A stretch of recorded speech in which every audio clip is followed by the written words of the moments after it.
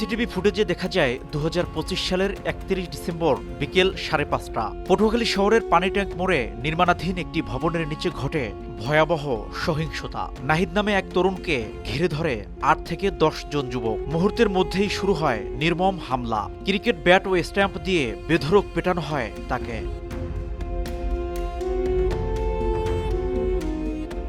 প্রথম দফার হামলার পর নাহিদকে রিকশায় তুলে প্রকাশ্যে নিয়ে গেলেও এগিয়ে আসেনি কেউ। পরে করভবন এলাকায় নিয়ে সেখানে দ্বিতীয় দফায় মারধর করে ফেলে যায় অপরাধীরা। এর দুদিন পর ২ জানুয়ারি চিকিৎসাধীন অবস্থায় হাসপাতালে মারা যান নাহিদ। একটা মানুষ বসা ছিল, চেয়ার ওর বসে, চেয়ার সহ নিয়ে চেয়ার রাইখা ওরে ছুঁড়ে ফেলে রিক্সার উপরে।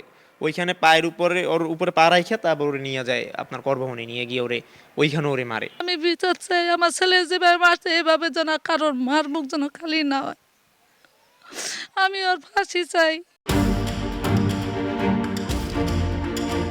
নাহিদের মৃত্যুর পরপরই সামনে আসে আরেকটি চাঞ্চল্যকর ঘটনা। ৪ জানুয়ারি রাঙ্গাবালী উপজেলার মাজনেতা গ্রামে নিজ বাড়ির রান্নাঘরের বারান্দা থেকে উদ্ধার হয় স্কুল ছাত্রী আয়েশা মনির বস্তাবন্দি মরদেহ।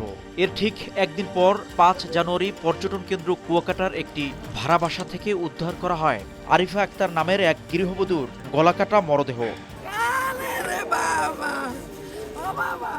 ৮ জানুয়ারি রাতে সদর উপজেলার গাবু এলাকায় বাজার করে বাড়ি ফেরার পথে বশির শরীফ নামের এক যুবককে কুপিয়ে হত্যা করে রাস্তায় ফেলে যায় দুর্বৃত্তরা। সবশেষ ১১ জানুয়ারি দুপুরে কলাপাড়া উপজেলার মিঠাগঞ্জের সাপুরিয়া খালের পাড় থেকে উদ্ধার হয় ফেরদাউস মুন্সি নামের এক যুবকের মরদেহ। হত্যাকাণ্ডের পাশাপাশি পটুয়াখালীতে বাড়ছে ছিনতাই ও চাঁদাবাজি। চাঁদা না পেয়ে প্রকাশ্যে মারধরের ঘটনাও ঘটছে বিভিন্ন জায়গায়। ফলে সাধারণ মানুষের নিরাপত্তা নিয়ে উদ্বেগ দেখা দিয়েছে চরমে। এই ধরনের হত্যাকাণ্ডের তড়িৎ উদ্ঘাটন সহ আসামিদেরকে আইনের আওতায় না আনা যায়, তাহলে জনগণ আগামী ভোটে তারা নির্বিঘ্নে ভোট কেন্দ্রে যাওয়া সহ সার্বিক ভোটের পরিবেশ নিয়ে উদ্বিগ্ন অবস্থায় আছে।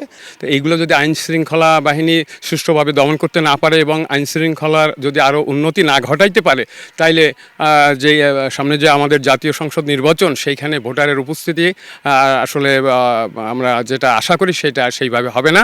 অপরাধীদের আইনের আওতায় আনা হচ্ছে বলে জানান পুলিশ সুপার।